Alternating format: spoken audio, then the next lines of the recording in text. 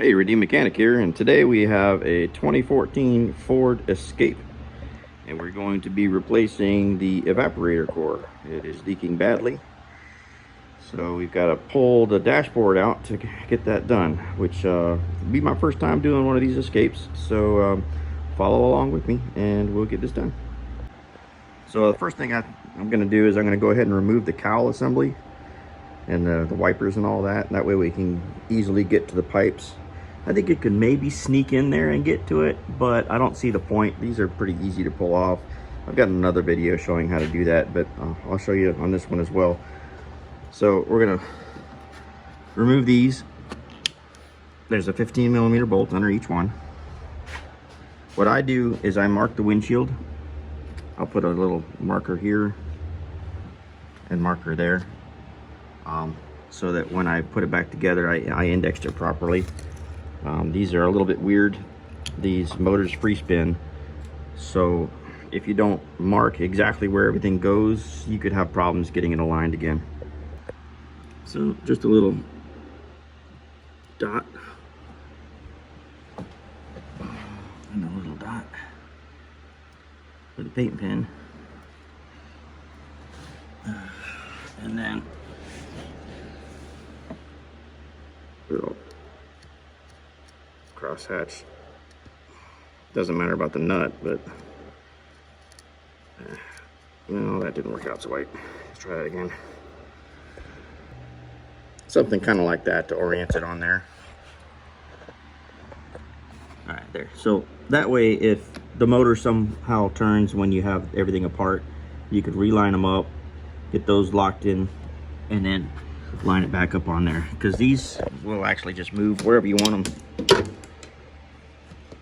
And they don't have a traditional kind of linkage that holds everything together. Like they don't just automatically index to a park position. Just zap those out and rock it back and forth a little bit. There you go. Do the same thing on the other side. All right, so next you're going to pull these clips. There's a lot of them. 1, 2, 3, 4, 5, 6, 7, 8 of those little clips. I use a pair of small needle nose pliers. You just get in there, pull them out. That way they don't go flying. And then just go along, grab all those out. All right, then we'll pull this. It's a T25 master cylinder reservoir. Okay, and then we'll pop this out. It just pops up.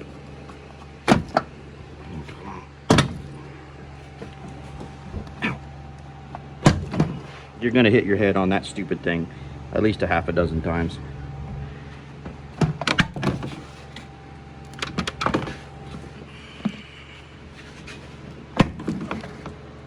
There we go. And that's out of there. Now we'll take this shelf out. It's got 4 10mm bolts. One there, same thing on the other side. One there, one there.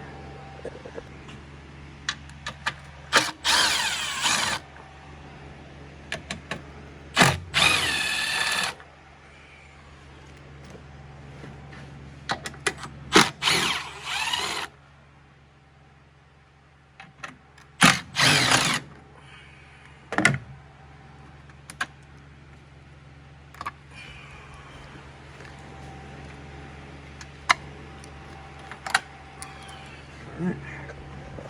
Now this will pull out. All right.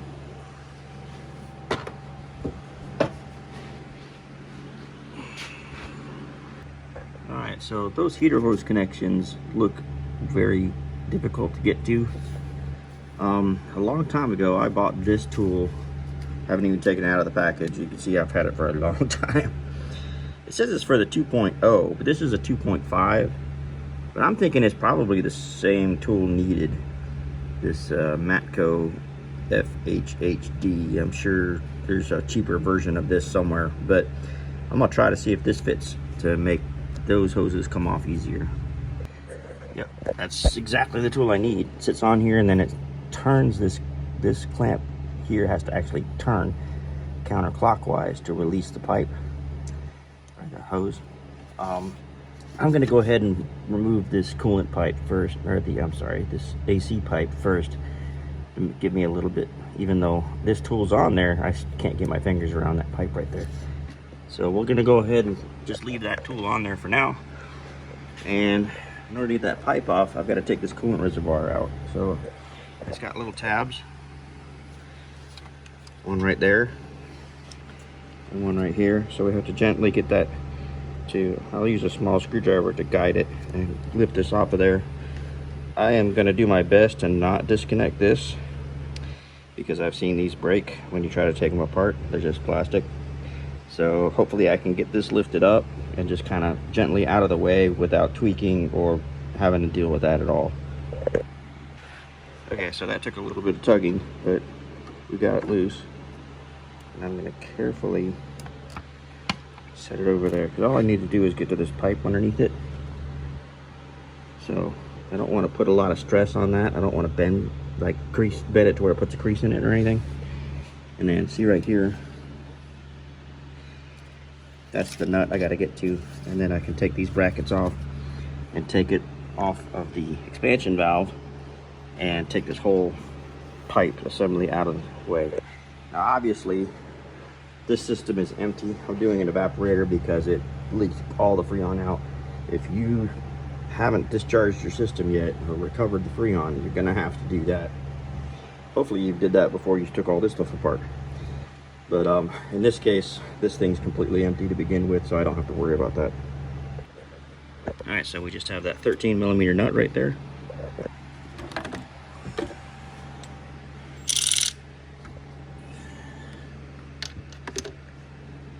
I don't know if you guys can see what I'm doing.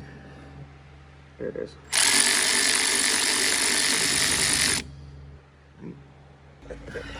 All right, so you start popping this up, but it's got a 7mm bolt right here that you need to get out, probably on both sides. And that's why we needed to move that trim out of the way.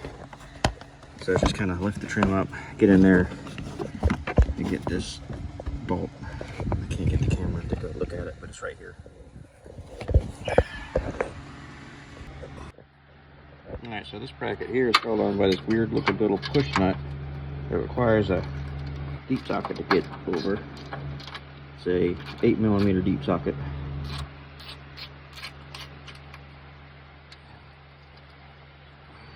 Kind of an interesting little push nut there. I would not use anything electrical on that thing, especially when you go to put it back on. Then this bracket's got a 10mm nut right there. A little bit tight to the motor mount, so a universal will probably come in handy. Or just use a wrench, do it the hard way.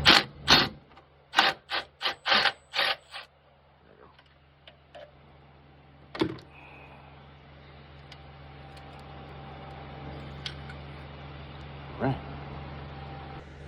so I'll disconnect this pressure sensor right here. Pull this off, hopefully.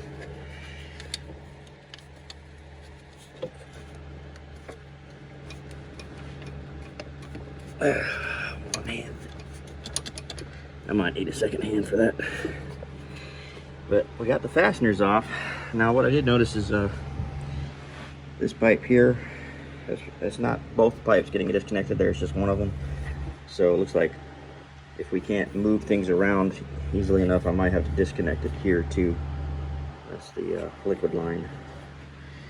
But that's got a flexible hose right here, so I might not have to. So I'm going to try to get it apart on that end and see if I can move easily enough to get it out of the way without disconnecting that. Okay, so the trick to this is you got to rotate it until, see that little tab down there? Let me get my finger in here. This little gray tab, it starts off over here and you got to rotate it to over here. Once you've got it, it'll be against the one side wish this thing would stop auto-focusing. All right. Once you get it to where it's flush against this side, then you can kind of wriggle this thing like that. There we go. And then we'll do the same thing for the other one.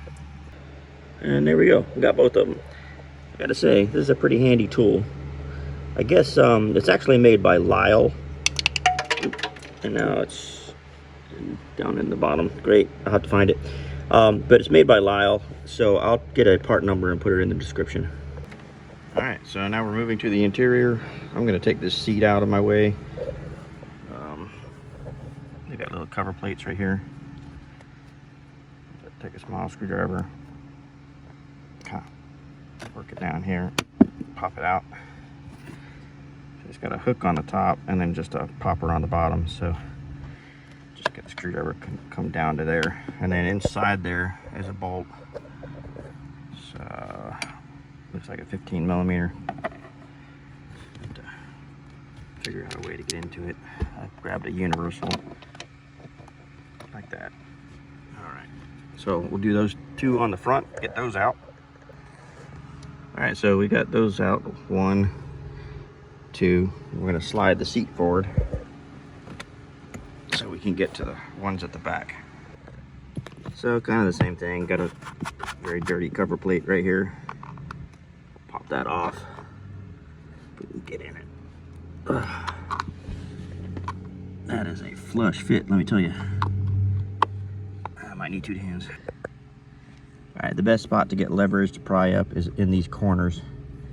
There's just a little bit more of a gap. You can get in there and pop them up.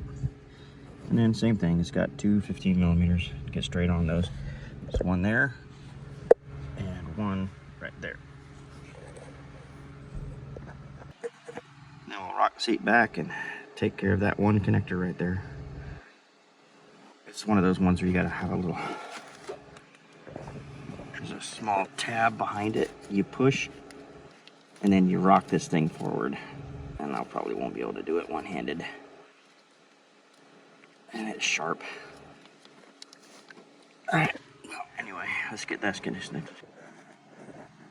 All right, so it's got a little push thing here. You push that up and then you can rotate this tab forward.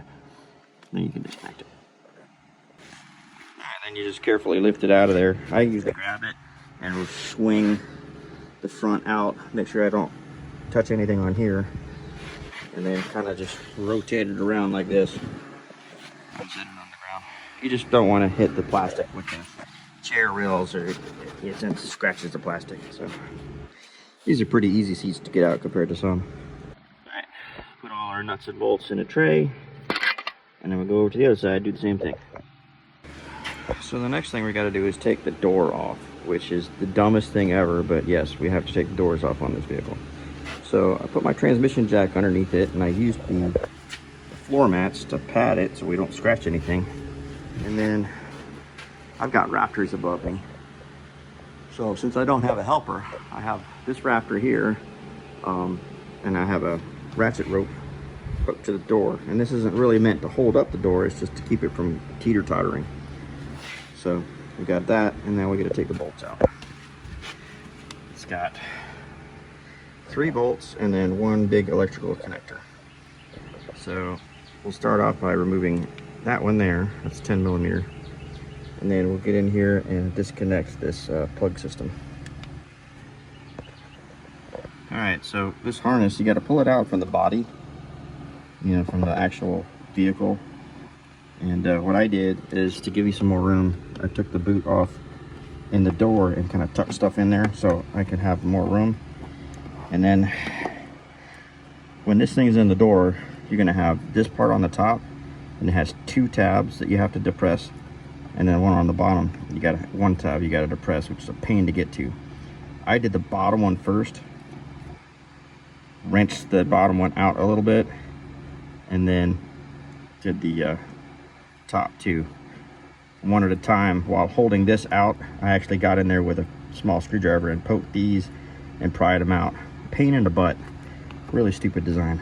So on the back side, you see there's a small little tab right there on each side. tab right there. And we'll disconnect those, and then we'll have our wiring disconnected. All right, so once you have it disconnected, you take those 2 bolts out, and then you've got to just slightly lift it up and over because it's got this little tab right there. So you have your jack underneath it, or your helper helping you, and pull it on off of there. And there's it with the door off. And the whole reason you got to take those off is because you've got bolts behind these tabs here. It's either behind this one or this one, I can't remember, but must be this one.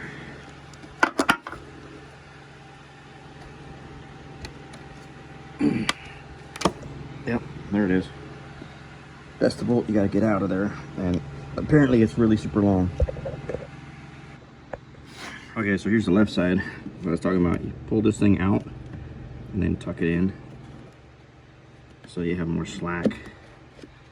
Then you undo this boot.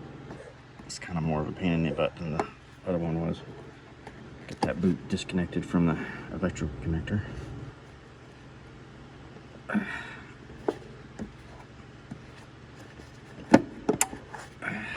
of a pain. I might need a second hand. Alright, so this one, the top ones basically are popping out on their own. So I'm going to see if I can just get underneath there and pop the lower one. But it's such a pain to get to because you can't really get your finger on it. But you got one here, and then one in the center at the bottom. Okay, and then there, that side's out as well.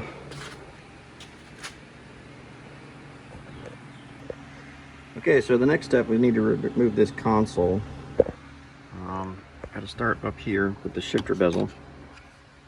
Pop that off, like so. Alright. And then we need to take this trim out. I think there might be a couple of screws.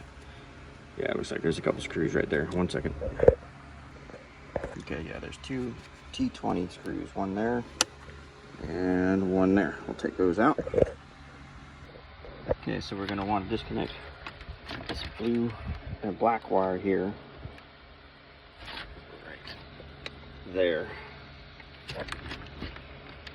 This is the one where you can't get your finger on it because they make these things ridiculously small.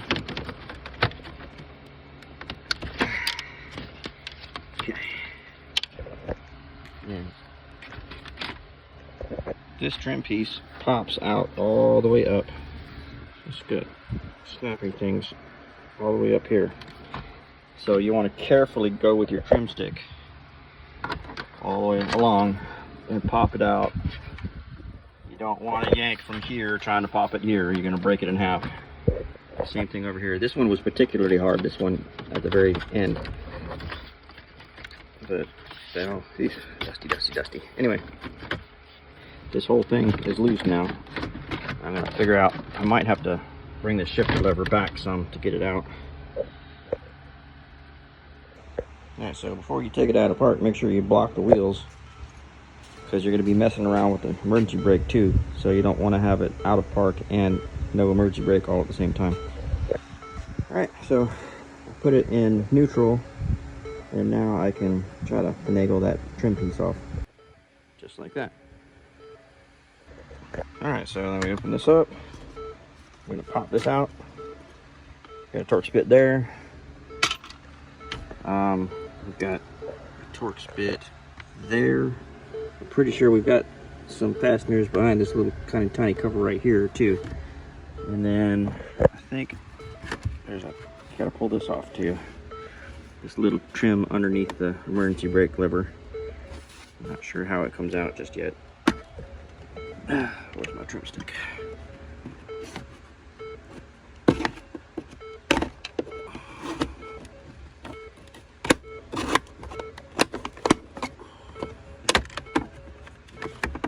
Yuck. dirty. Okay, let's see if I can get that out of there.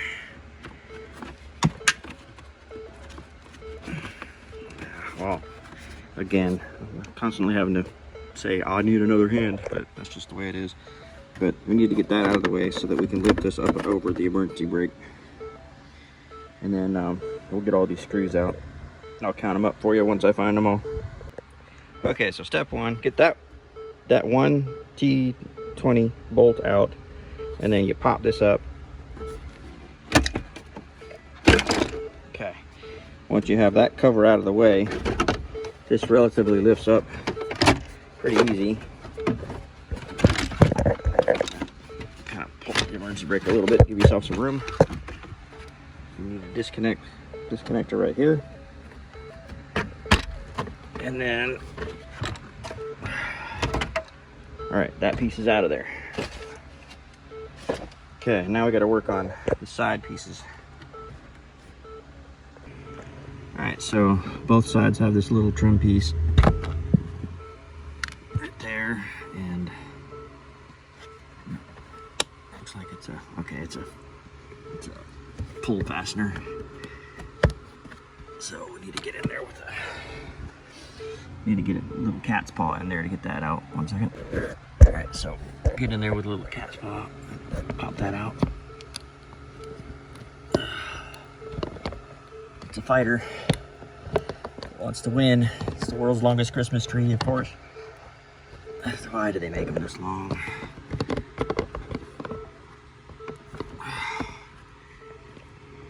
All right.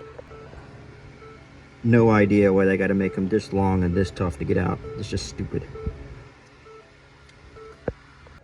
But then on this side, it's got a nice, sensible scrivet. So just use your flat blade screwdriver to twisty that out. Phillips always slip. There's that, and that should pop right out of there. See, now that would have made sense to do that on both sides, guys. Why the craziness on the other side? All right, so we got those things out. We got this screw. I can't see against that light right there. We got that screw out, and then we just start popping it. It pops out like so. And there we go. That side's out. We'll go do the same thing on the other side. All right, so now we're ready to take this kind of frame thing out of the way. It's got 2 7mm bolts right here, a 10mm right there, and a 10mm right there. Exactly the same on the other side. So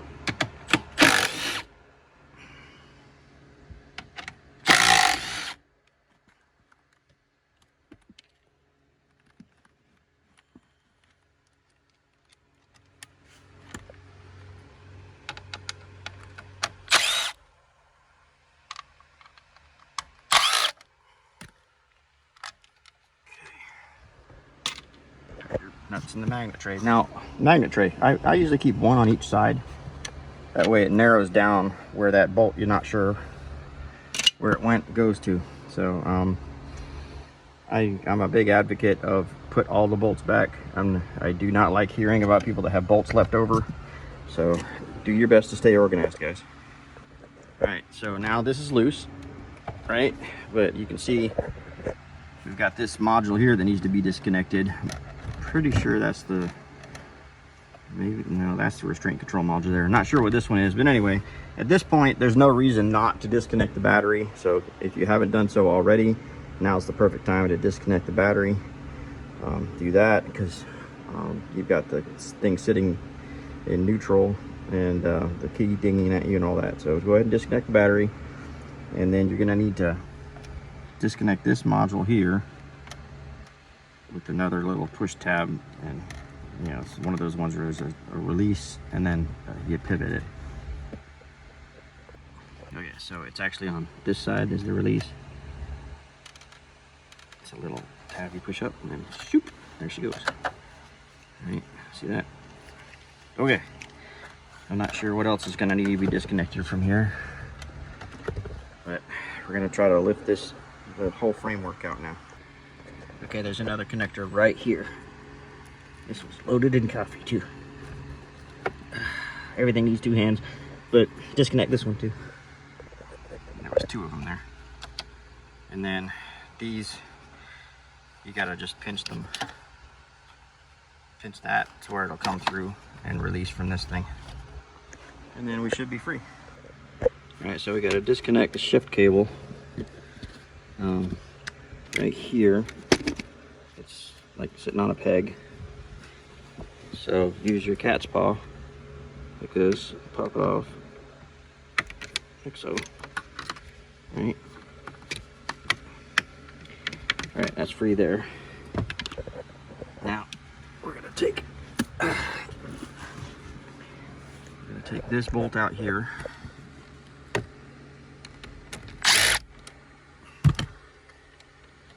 Okay.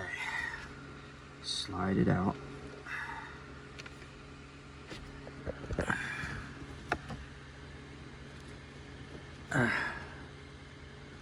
It's a little bit of finagling.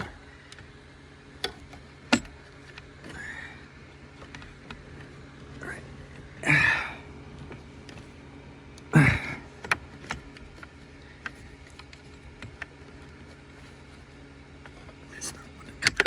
There we go. All right, and then now it's free. We'll unbolt it, and we should be able to slide it right off of that cable. So we got 2 nuts, 2 bolts, all 10mm.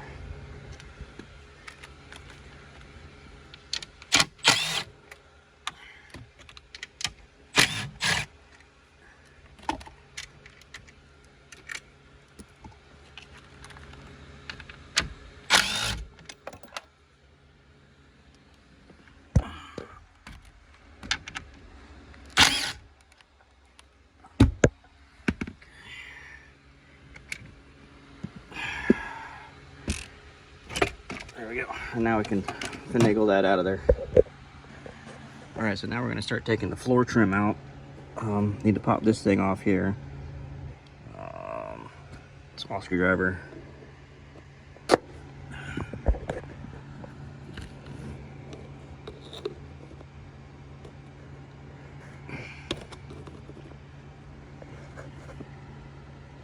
All right.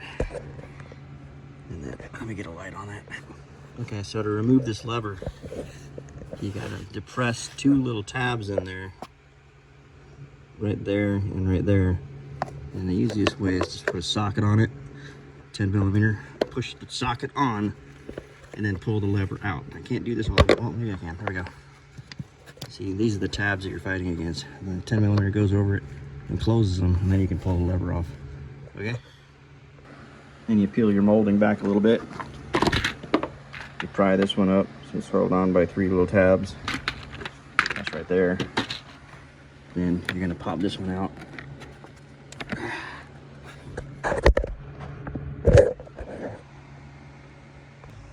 Same thing, it's just held on by tabs. 1, 2, 3.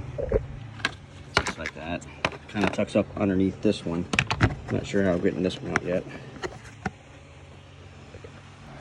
Alright, so for this one, pull your OED door down, get your trim stick, and pop that, and get up in here. Pop. And out she comes. She's got 1, 2, 3, 4 of those 5 little tabs. Alright, and then we can see some of the bolts we got to get out to take the dash out. Same thing on this side. You pull your weather stripping back and pop your lower one off.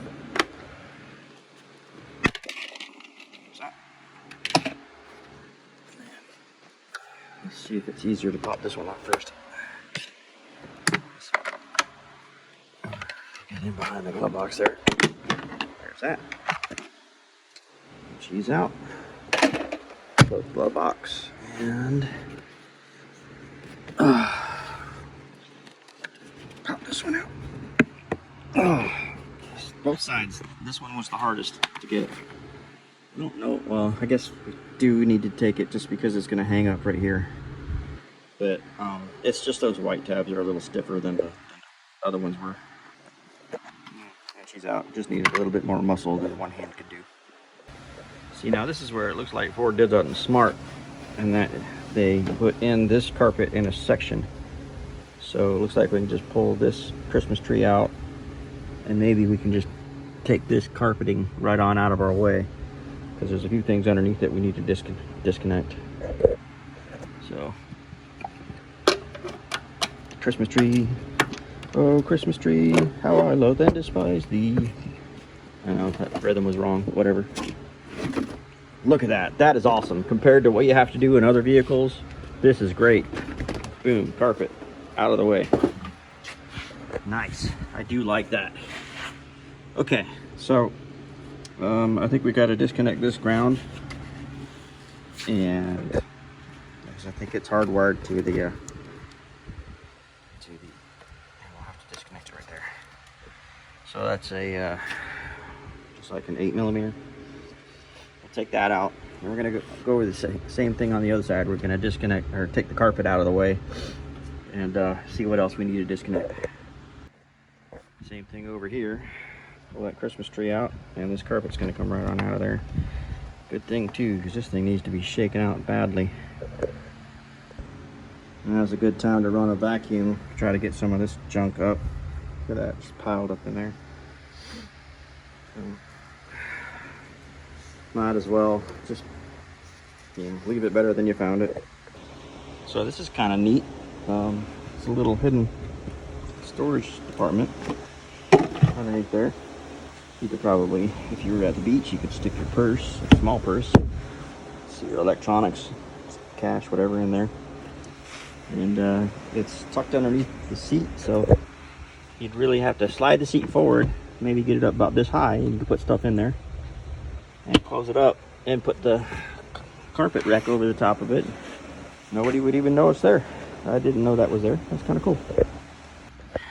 Okay, so the operating manual tells you you're gonna take the dash and take it outside of the vehicle. I'm not going to be doing that. I'm going to be rotating it and upside down and leaving it in the vehicle. So I'm going to move this emergency brake handle out of the way, so it's not trying to be in my way while I'm doing that.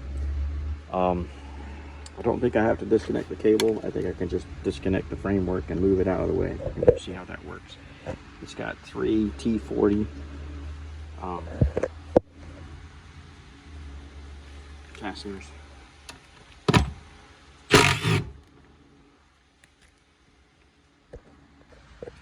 So yeah, just disconnect them and you can move it out of the way. Trying to disconnect this connector, the whole switch fell out, so just it sits here, there, and then there's another little tab on there. That's how the switch sits in there. So if it falls out, it'll give you an orientation how to get it back in. Now we can just kind of move this off out of the way, leave that cable attached. But now we don't have this big foot tall thing sitting there. I'm going to take and cover the cover all this sharp stuff with some moving blanket, and then I can set the dash down on top without risk of cutting or scratching anything. Okay, so next we're going to take this pinch bolt out to separate things right there for the steering column, but we don't want this steering wheel to rotate. So what I'm doing is I put a pair of vice grips and locked them in place there, so that this steering wheel can't make a full rotation. Not a chance. So from there, I'll take that 10mm bolt out. I might have been putting it the wrong one. Took the top one out, it's easier. And then now, see, it's not gonna let it do a full rotation.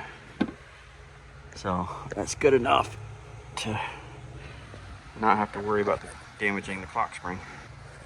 Now while we're here, we're going to take these side brackets off. There's a lot of, it looks like 1, 2, 3, 4, 5, 7 different bolts to take loose there. I might have not mentioned these grounds over here. They're on the driver's side firewall. We disconnected the ones over there, and I never mentioned that there's 2 of them on this side. Anyway. remove the sound insulator on this side. It's got these little nuts on it. Pull it out of that. Get that out of the way. We'll have to disconnect some stuff on that fuse bottle there.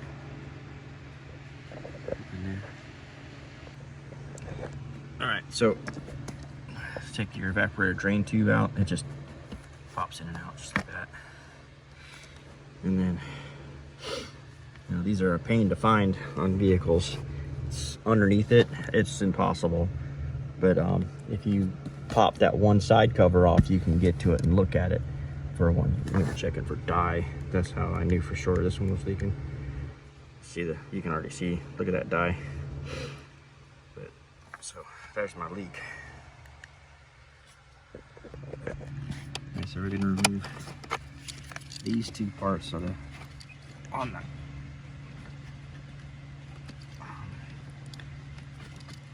And of course they have the stupid levers that you gotta figure out every single time, but both of those need to get off of it.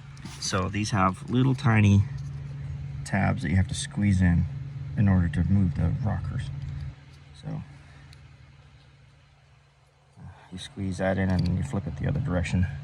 Same thing with this one. It's got those little tiny tabs there that you squeeze, and you can move the lever up to where it's at now. I just can't really see them. Then it looks like you should disconnect this one too. I think the rest of these maybe not, but those two need to go for sure. All right, so now we got to start working on the top.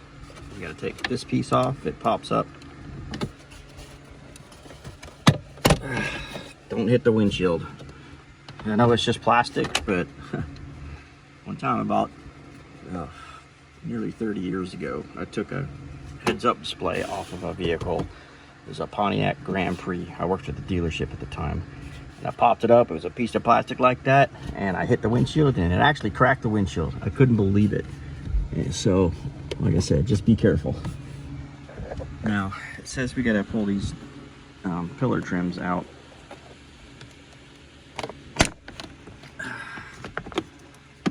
And it's gonna have a retention thing, because there's an airbag underneath it.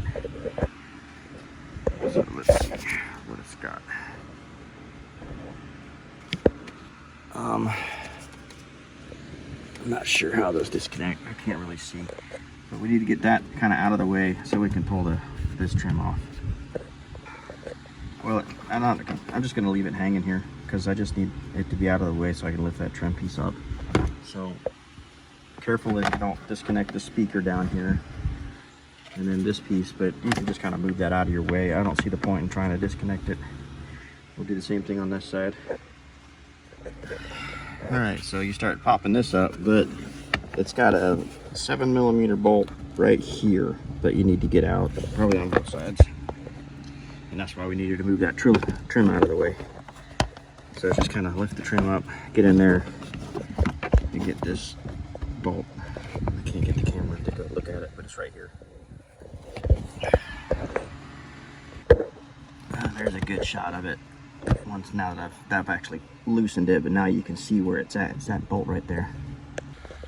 All right, so then you'll get all your tabs up and you lift it out, and then there's one connector. Once you get it up high enough, right there, just unplug that. There we go. Now this whole unit will come out and be set off to the side. We had to take that out because there's some bolts right up in here. Well, I'll get there in a minute. All right, so I'm looking through the windshield right now, but there's one bolt and there's the other bolt. So their steering wheel right back there. You got to take those two out, the 10mm. You need an extension. Be careful you don't run anything up against the windshield. All right, so now it's finally time to take this bolt out.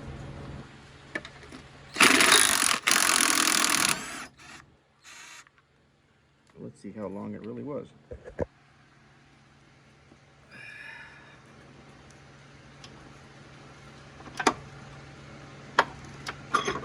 Oh, yeah, that was pretty long. All right, do the same thing on the other side.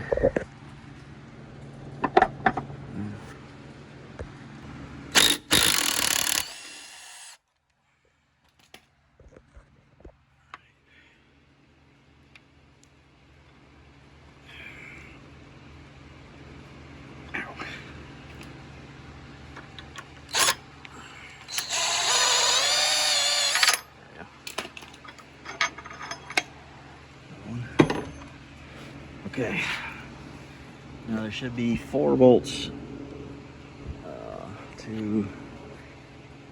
There's 2 on this side, 2 on that side.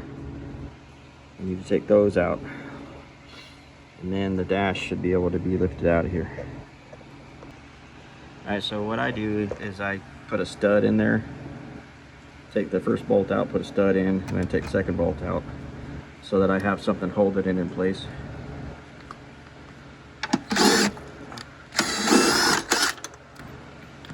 Because it will try to drop otherwise. But that way I can slide it on and off as I need. So it makes it a little bit easier for the install part.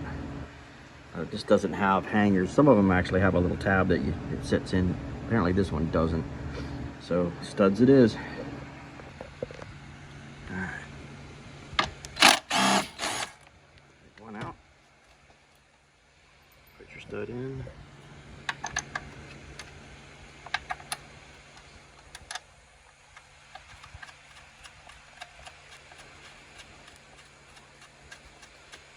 These are just old bolts that I cut the heads off of. They're not anything special. You notice the other one on the other side had a notch there. I use that one for a certain water pump. It's a great hanger, but it's so close in there I can't get it out unless I use a screwdriver, so I cut a notch in it. But I make studs for stuff like that all the time. All right. Now, this thing should be free.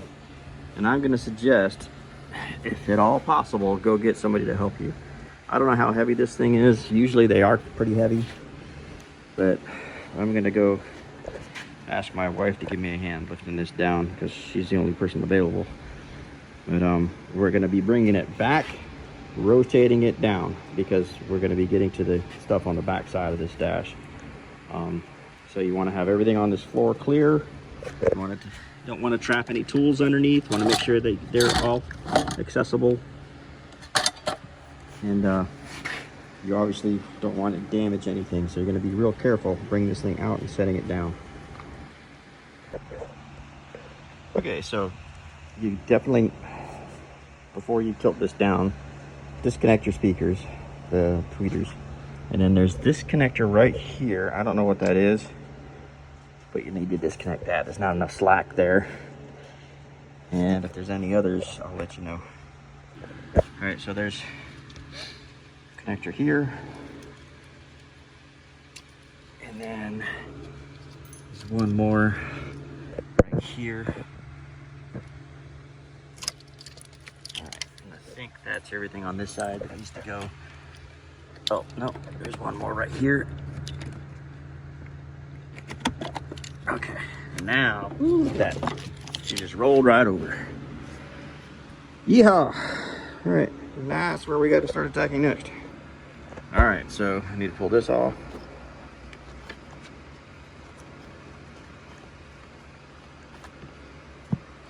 Set it off to the side. Don't forget it later. We need to take these little trim pieces off real quick.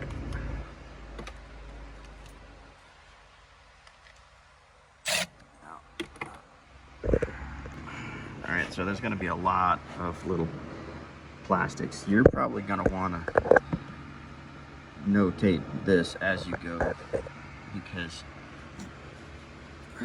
there's just little things you're going to be taking off everywhere. Like this stupid thing has a bolt, and I can see it, but the camera can't. It's back here. Let me see if I can get it this way. There. Alright. Right there. There's a little bolt holding this retainer on. There was a little shield right here, held on with one bolt. There's this thing here, held on with one bolt. I'll try to review it after I've taken them off. but everything involves me trying to put the phone down and use two hands. Okay, so I kind of reconstructed it so you guys can see what we got to do. So you're gonna take your phone piece off, then there's one screw, you take this off, there's your screw hole right there. Then you've got this piece right here, there's one screw for it, take that off. Then you got this piece, it's got 1, 2, 3, 4, 5 screws on it, and it kind of unlatches down. There's a little tab that holds it in place. That comes off, and you're like, wow, there's the evaporator, can I pull it out? No, because it hits the glove box housing, and that's just, you know, I mean, I suppose if you wanted to cut the glove box and never have one again, you could just do it from there, but that would be silly. Anyway, so then you go up top, and there's a screw there, go around. There's like 5 or 6 screws around the top here, and there's 2 black screws on the back and here that are a little difficult to see. Those 2, and then this bracket with another 1 screw. Take all that off. Then this whole thing comes out with the heater cord, and we can pull our evaporator out. And there she is. It's out. Alrighty then. And we can see the staining even without the UV, but let's just look anyway. Woof. There it is. That's a really bad leak. Better, you know, probably worse than the last 2 I've done, as far as on my videos.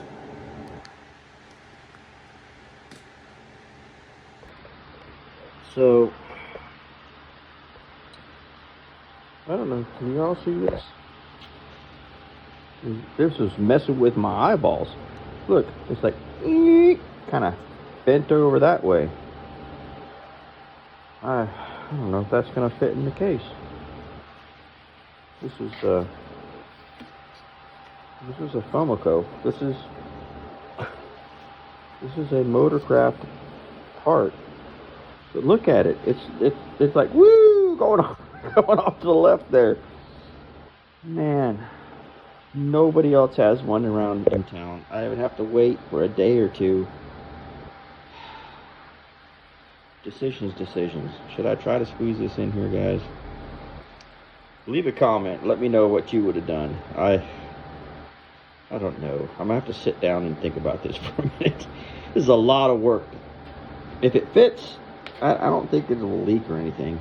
I don't think it's been mashed up that bad, but man, the quality of parts that we get, even factory parts, suck anymore. Okay, so we talked it over, and we decided we're going to just go ahead and install this. I test fit it in the case. It looks like it'll fit with no problems. We're going to give it a shot. Once we get this in the case and get the case, get the dash bolted back up on the firewall, we're going to come back outside and put this thing in a vacuum and make sure that we don't have any leaks before we do anything further. But it's really disappointing. But I mean, nobody has one. There's a crappy 4 Seasons one that I could get for tomorrow, but another Motorcraft one I couldn't get for 2 or 3 days, which just puts everybody in a bind. Me, the car owner, everybody. So this is what we're gonna do. We're gonna give it a try. We're transferring over the expansion valve. So we took the 4mm bolts out, and now we're gonna take our foam off. We'll take this thing off. Transfer it over to here. Put the foam on here.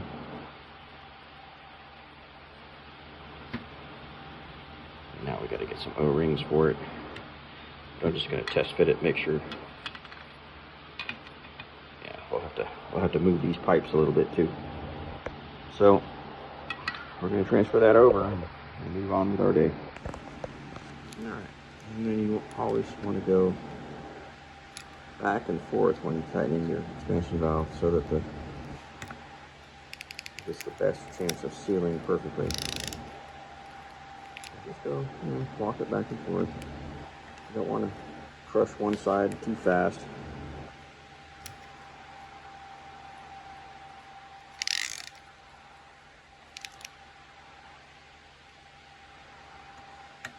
Should look at what I'm doing instead of looking at the camera. That's the best method, is just walk it back and forth.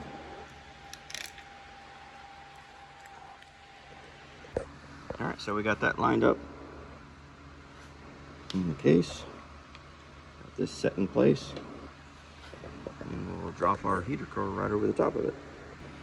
Alright, so we got it bolted up. Got my 5 screws on top here. 1, 2, 3, 4, 5. Those are the 5 silver ones. And then along the back, there's the 2 black ones. Right, one there, and one there. And then I put the side cover back on.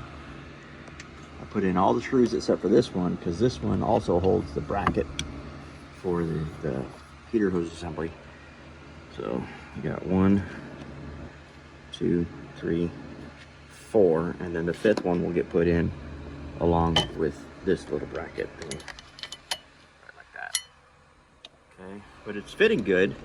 I did notice that I'm not parallel right here. It's a little crooked. So I'm gonna go ahead and tweak that a little bit. That's very common. I see that all the time where these pipes don't line up right.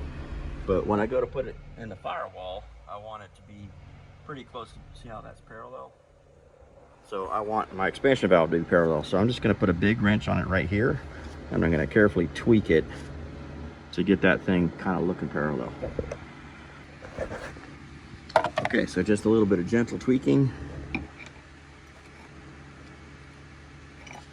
I got it basically where I want it to be, so it's not going to be a big fight when I go to put the outside lines on.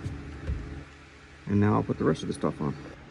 Okay, so this lines up in a groove here and a groove here, and you slide it in place. And then there's that one T20 bolt on the back side right along this groove here. Put that back in. And we put this one back on with that one bolt there. And let's not forget that little bracket right here.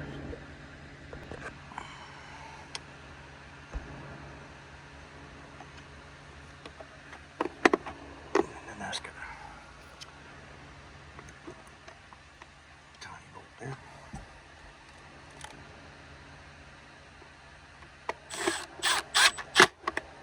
Okay, that's pretty much everything I've taken apart. My tray I did just specifically for the evaporator removal, once it was flipped over, is empty. So now it's time to flip it back. Of course, make sure we put our rubber piece on. All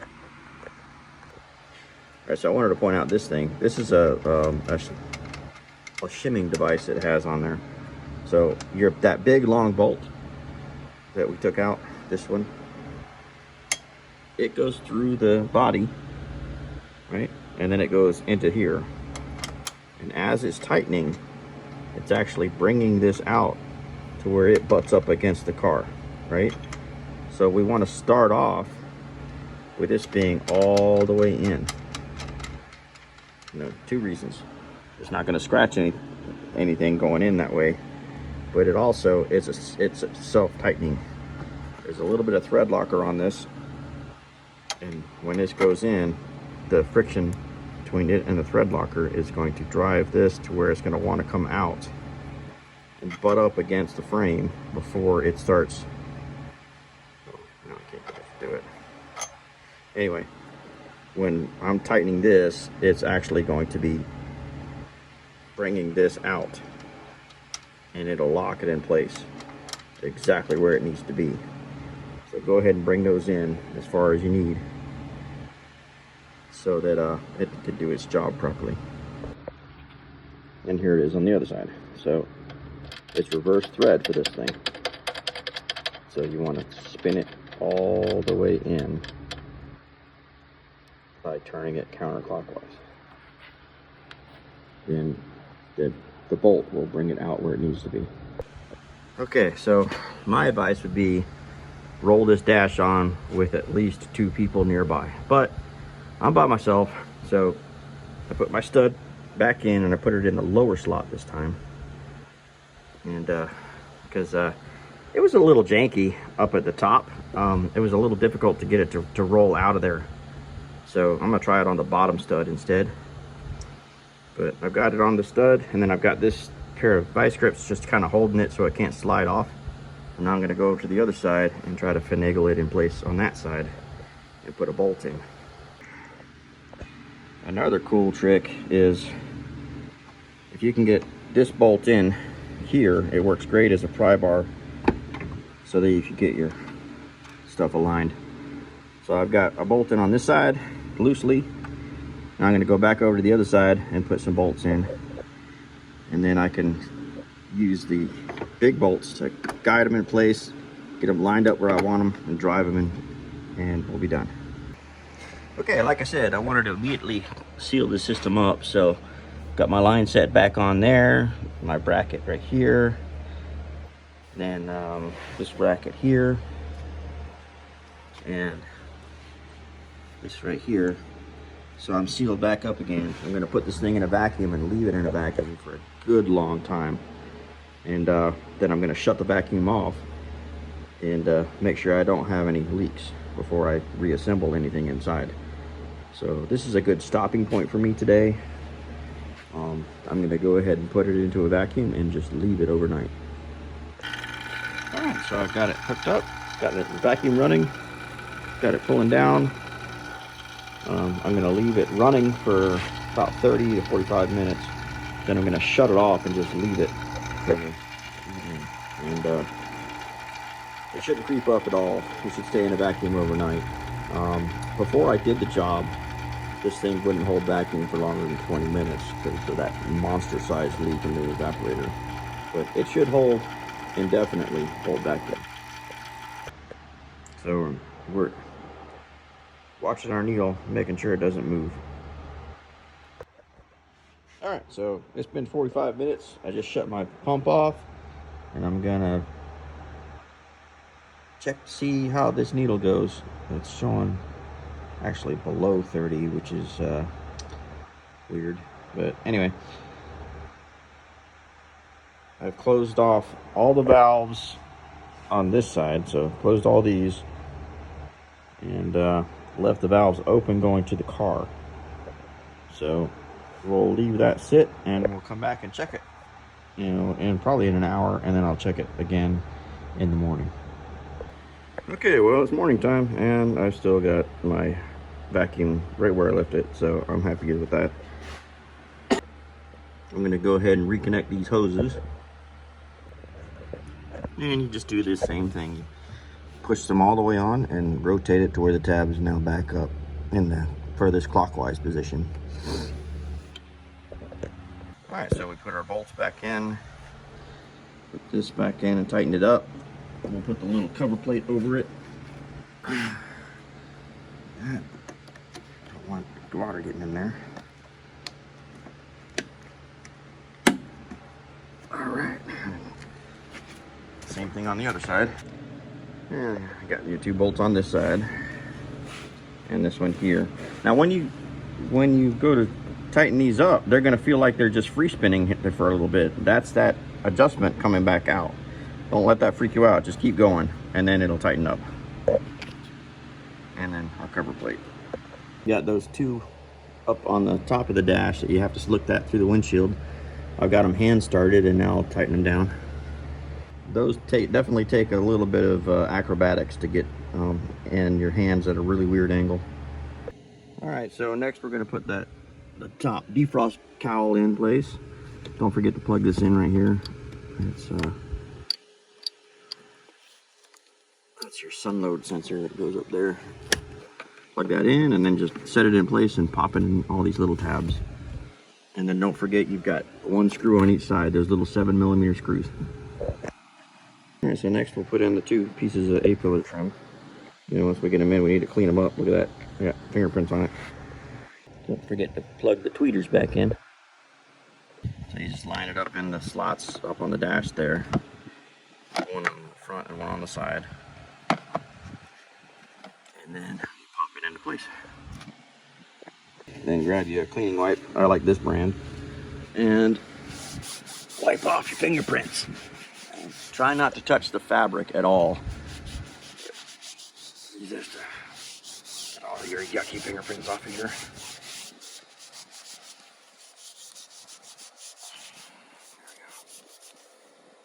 All right, much better. And then pop this one in. That's just the snaps right in place.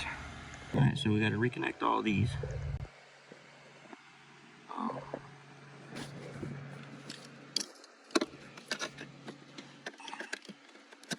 And they just push in and click the same way they came out. All right, so those are all reconnected. And then you want to make sure you reattach this where it's supposed to be, so it's running under the carpet correctly. All right, and then we've got our ground cables we'll need to reattach too. So on the driver's side, we have the antenna, radio antenna. We need to reattach all our looms. And we've got those 2 grounds that go on the kick plate right here. All right. It's actually 3 grounds. There's 2 on this one, and then 1 on that one. Those 2 pigtails there. All right, get all that reattached, and then we're gonna we're gonna put the steering column back in place. All right, so we'll slide this back in place. Bolt that back on. That's a 10mm bolt.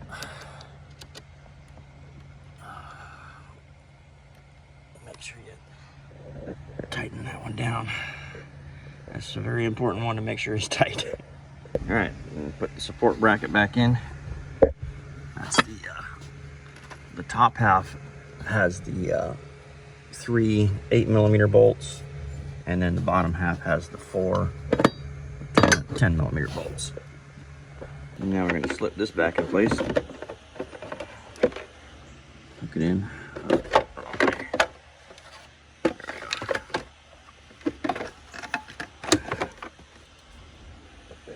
Like I mentioned, I pulled this plate off just because there was more chance of scratching the dash, so now I'll be putting that back on.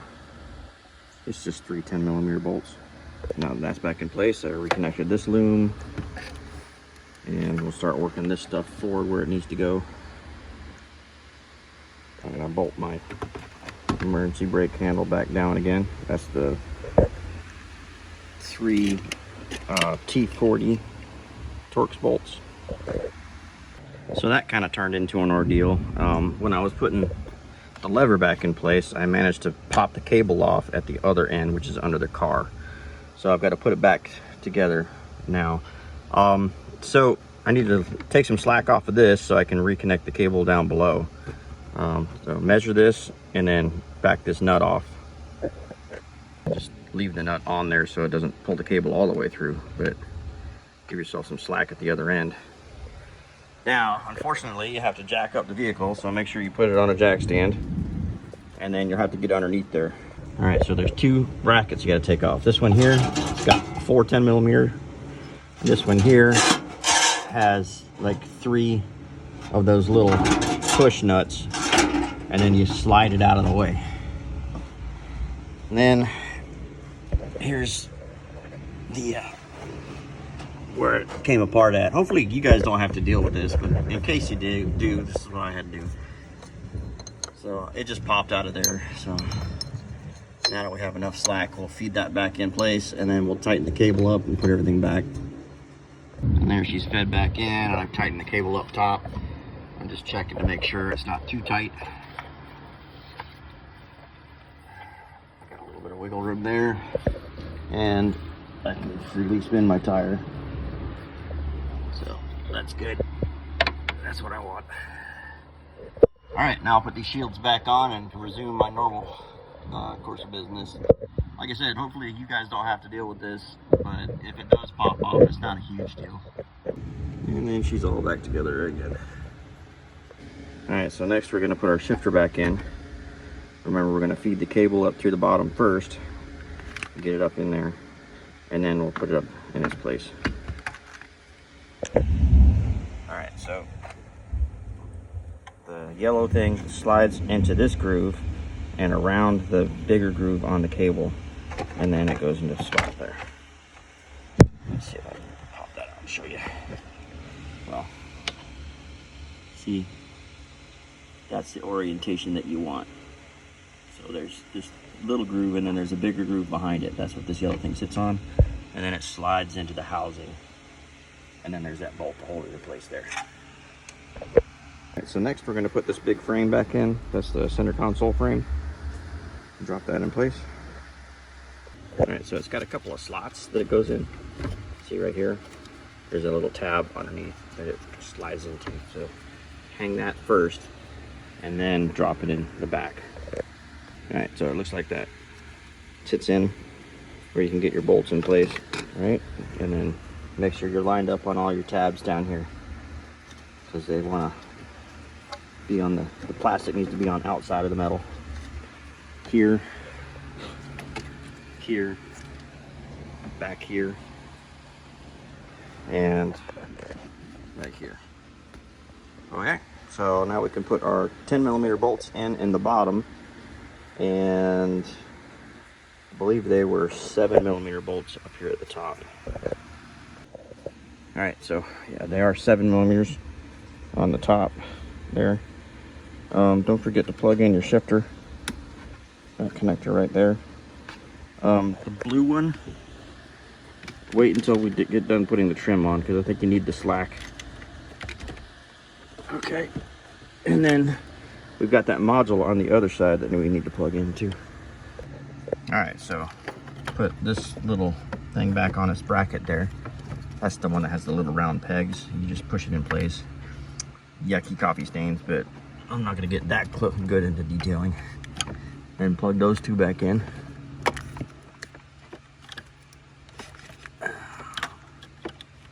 And then you've got the module over here you need to plug in.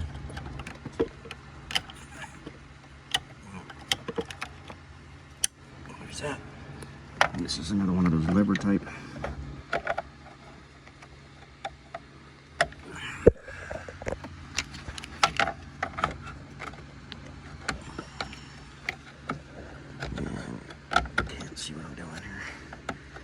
Yeah, I was having difficulty because this lever was down. It needs to be up here when you're putting it in, and then roll it down.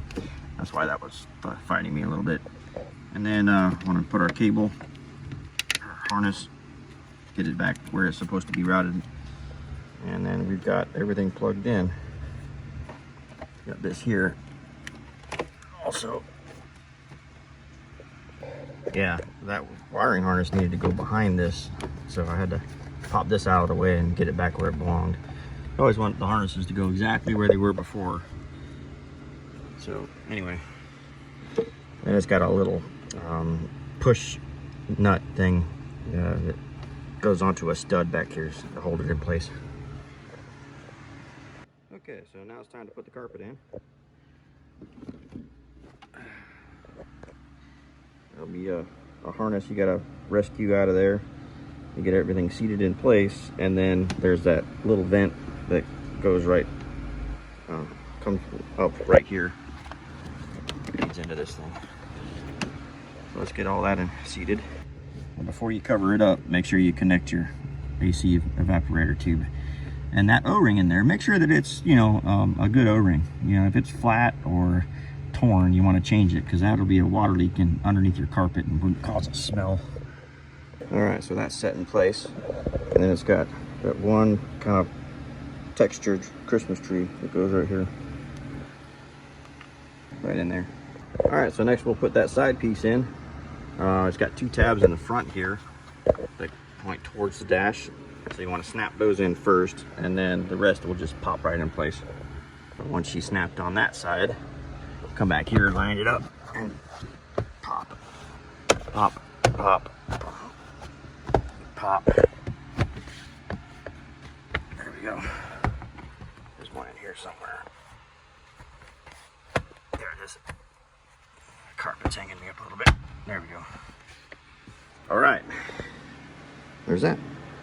I'm gonna put our Christmas tree in here. I'm going with a shorter one this time. There's that. And then we put the little cover plate on there. Just like that. And that's the little thing I was talking about. All right, so same deal on this side. Get your carpet in place. Believe it or not, I did vacuum that carpet, but that stuff's just ground in. I'm not a detailer.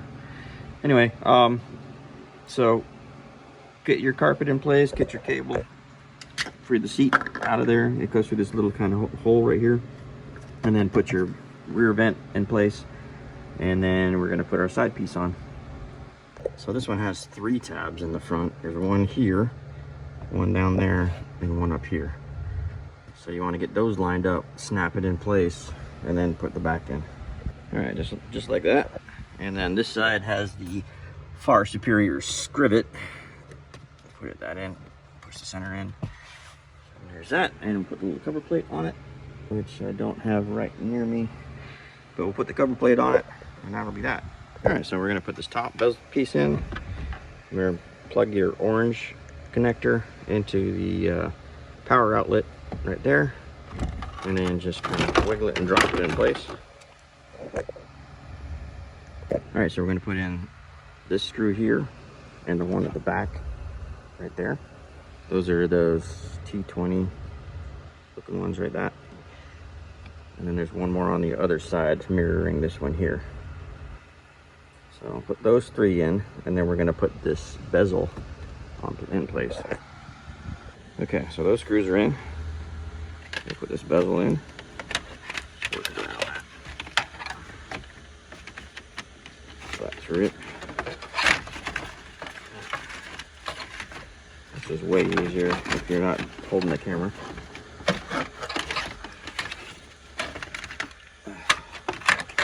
Well,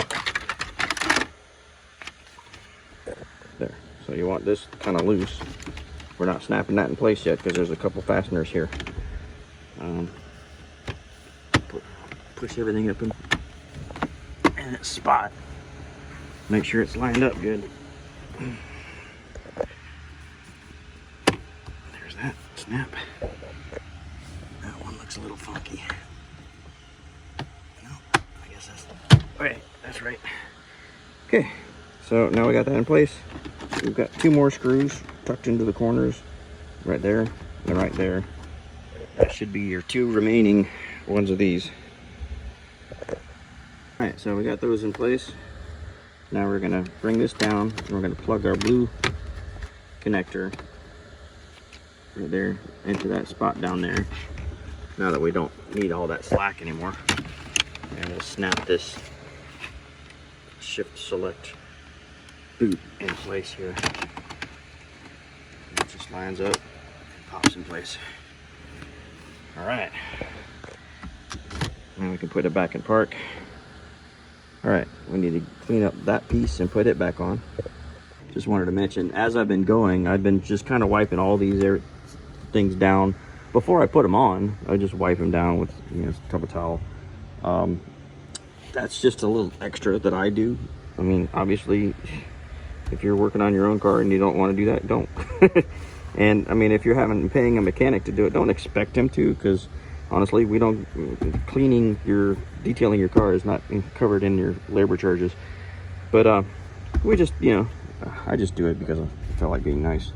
Okay, so just pull the handbrake up a little bit, slip this over and down, and then you can snap it into place. It's got an edge on the back here, so it's actually probably easier. Once you have it over, now slip it in that edge and work it in forward like this. There we go. Because it does have a lip that it has to tuck into there. All right, that's done. All right, so put this little piece on here. Snaps in place. Close that. Okay. center console is complete. Next, we're going to start putting our seats back in, and then we'll put the edge trim back on. Okay, so I forgot these seats have this little edge that sits and kind of rides up over the trim. So I'm going to put the side trim in first before I bolt that seat down. Okay, so we snap the corner piece in first. That's the one that's got 3 little tabs. So you push it in, and then you put the upper piece in. It's got 5 little snappies. Snap that in place. It's definitely easier to snap that in place with the glove box open. Alright.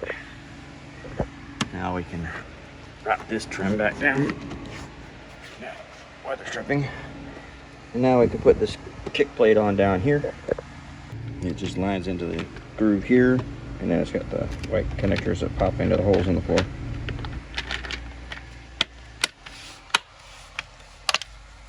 Alright, like that. And then we'll put the weather stripping over the top of it.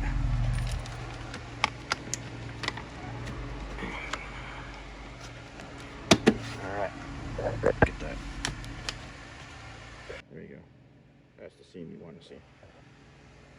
Alright, now we'll put that seat back down. Alright, so connect your seat, and then it's got a little Christmas tree to hold the thing in place. Goes right there. Push that in, and then we'll set the seat down. Alright, so when you drop the seat down, it felt like there was a couple of, I didn't pay attention, maybe I'll do on the driver's side. It felt like there was a couple of pins that you had to locate to get it to drop all the way down. And then get your bolts in hand tight. Make sure you got make sure you get all 4 bolts in before you start tightening anything. Alright, got all our seat bolts in, and then we tighten them up. And now we'll put the little plastic trim pieces back on. Remember, they have a lip on the top, so you put the small side in and then snap it in place. Like that. Pop. And you got another one here, and then you got the 2 half moon type ones in the back. Alright, so I'm getting ready to put this door back on. I got my floor jack, or my transmission jack actually, with some carpet sitting on it. Just set it on, and then I've got my hold it steady rope up at the top there that I'll loop through it just to keep it from teeter-tottering, and then we'll set it gently on the things and put the 2 bolts back in. Okay, so I'm having a little bit of a hard time getting this all lined up with it just being me here. So I got the bottom hinge dropped in place, but the upper hinge I'm going to have to lift the door up and move it forward, and when I do that, the bottom one pops out. So what I'm going to do, take that stud I used earlier for the dash, I'm going to put it in here as a guide for the lower. So now when I lift it up, that one's not going anywhere, and I can adjust it to put the top one and drop it where it's supposed to be.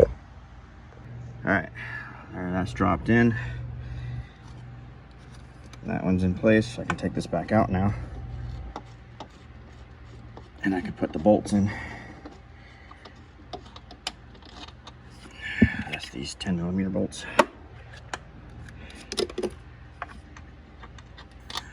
Just those short little things, these things.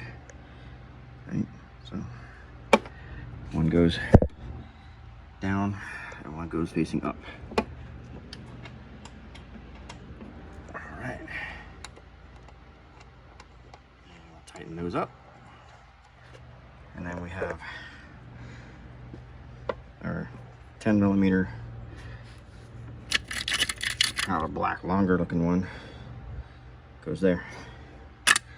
And then we just gotta put the wiring back and put the boot back in place, and we're done with this door. Alright, so we got our bolts tightened up, we got our boot put back on with our connectors intact, we pulled this back through, got that, everything sealed, we put this back on. Now, this thing here, it was wanting to rotate the whole thing down like to here, which was putting side tension on this, and I know that would have snapped this rod. So what I did is I just put a big adjustable wrench right here to hold it while I was tightening so that it stayed level, because it was definitely wanting to kind of point downwards a little bit, and that little plastic rod would have snapped in no time. All right, so driver's side edge trim, we're going to put the corner piece in, snap it in place. It's got the 3 little white guide things. Put them in and pop it in place, and then we'll do the upper section, and then we'll do the lower section just like we did on the other side. Same thing on this side, as far as just fold that little door down, gives you a little bit more clearance at the bottom there. So on both sides, these side caps were a pain because there's one of those little orange tabby things. You really have to almost bend it over and get it started in the slot before you can snap everything in. It's just really a super tight fit. So if you're having trouble getting it to snap in place, check down here. There's one that's probably sitting too far forward. All right, so I did the same method on this side. The little stud in there, and then I was able to drop everything in place. Still takes a little bit of finagling, but it's much better. One thing I noticed is, remember on the other side, this thing was spinning. Well, I guess there's supposed to be a divot on the back of here. I guess the other side must not have been a very good divot. So we're gonna make sure that's centered, but I'm pretty sure it was on the other side because it wouldn't have fit in the bolt hole otherwise. And we're still gonna make sure that thing doesn't twist. Okay, driver's side seat. Make sure you get your connector connected. Get all 4 seat bolts in. I'm gonna try to vacuum that too. Look at that, yuck. Anyway, get all your seat bolts in, and there is definitely a couple of pins on those front ones that you need to kind of slide it around, and you'll feel it kind of drop and center itself. So get those all tightened down. All right, put your little half moon thing in place. This one has a lip on the front edge, so snap, and then get the other one.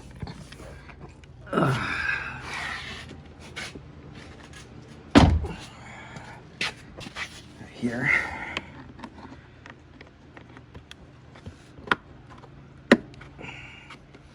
I tried to vacuum this, but it's stuck. And then we got the 2 of those little triangle looking ones. All right, so the interior is all done. Got that ready to go. Now we're just gonna go put that cowl back on. We gotta put all this back together, and we should be done. All right, so we're gonna carefully drop this coolant bottle back into place, line it up over the little tabs, push it in. Main thing is just watch this. That's the one you don't want to mess with. All right, and then we're gonna put the big cowl piece in. All right, let's get the center of it kind of tucked under first, and the 2 edges will pretty much drop into place. All right, so we've got our 4 bolts, 1, 2, 3, 4. Right, there are 10mm bolts. We'll throw those on. Next, you're gonna do the top piece. Just line it up to where you can feel there's a lot of tabs. It's got to line up on the top edge. See right there? You want to get those lined in. Once those are in place, you can snap the back half down and then put all the fasteners in on the front. All right, so that snaps in place. You got these things. You just push back on. 7 of them. And then you've got the master cylinder reservoir with 2 T25 screws you got to put it back on. Okay, so that's back on. It was 8 of these clips, not 7. But that's all back in place. Now we need to put the wipers on. And they are marked on the underside as to right hand and left hand, in case you got them mixed up. All right, so you just line it up on your mark, on this dot, on this dot, and on this dot, and then you tighten them up, and then just give them a test fire. Make sure they're gonna come back on where you want them.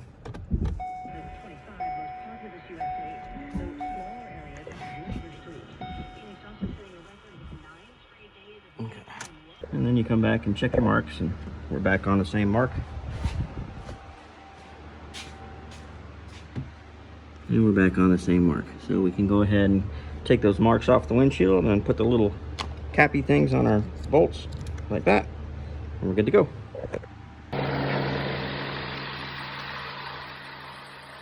Alright, so it's about 90 degrees in the shop right now. And my inside temps are 46.8 coming out of that center vent there. So I'm very happy with that. 91 point, oh, it's climbing. Yeah. Anyway, it feels like it's about 90 degrees in here. So I'm gonna go with that 91.8. It's probably pretty accurate. It's been a hot day today. So it's pulling 45 degrees. I'm happy with that. That's really good. So we're cruising along at highway speeds, and our temperature is 46, and the cabin temperature is 66. That's, you know, the vent temp is 46, and just the overall temperature in the cabin is 66. So that is a nice, comfortable ride. Thanks for watching my video, and I hope it helped you guys out. I'd really appreciate it if you could throw a like or a comment or a subscribe down there and try to help this channel grow a little bit. Blessings to you.